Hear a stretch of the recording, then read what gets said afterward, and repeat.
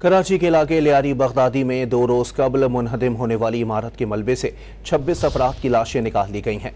मलबे से निकाली गई लाशों में 12 मर्द, 9 खवातीन और 1 बच्चा शामिल है। रेस्क्यू ऑफिसर का कहना है कि मजीद 3 अफराद मलबे तले दबे हुए हैं, जिन्हें निकालने के लिए ऑपरेशन जारी है। अब तक 80% मलबा हटाने का काम मुकम्मल हो चुका है। ऑपरेशन मुकम्मल होने में मजीद 8 से 10 घंटे लग सकते हैं।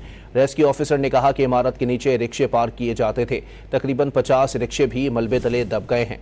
दूसरी जानिब मुतासरा इमारत के अतराफ में मौजूद दीगर इमारतों को भी खाली कराकर पुलिस की नफरी ने इलाके को घेरे में ले लिया है। अब तक 80% मलबा हटाने का काम मुकम्मल हो चुका है। ऑपरेशन मुकम्मल होने में मजीद 8 से 10 घंटे लग सकते हैं। रेस्क्यू ऑफिसर ने कहा कि इमारत के नीचे रिक्शे पार्क किए जाते थे। तकरीबन 50 रिक्शे भी मलबे तले दब गए हैं। दूसरी जानिब मुतासरा इमारत के अतराफ में मौजूद दीगर इमारतों को भी खाली कराकर पुलिस की नफरी ने इलाके को घेरे में ले लिया है।